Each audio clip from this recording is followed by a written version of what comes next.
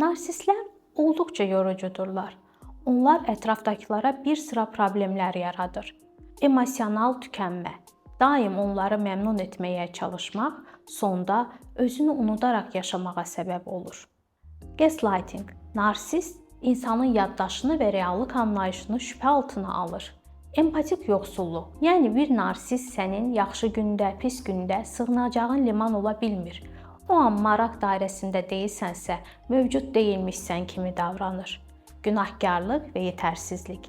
Heç vaxt üzr istəmir və günahını boynuna almır. Əksinə, günahkar hiss etdirir. Dəyərsizləşdirmə döngüsü.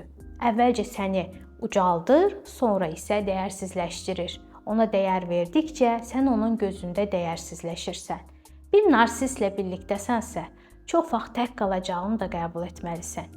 Əgər bir narsist hələ də həyatındadırsa, səni sevdiyi üçün yox, səni öz aynası kimi istifadə etdiyi üçün oradadır. Narsistik şəxsiyyət pozğunluğu qalıcıdır. Belə insanlar nadirən dəyişməyə ehtiyacı hiss edərlər. Çünki bir narsist heç vaxt problem yaratdığını düşünmür.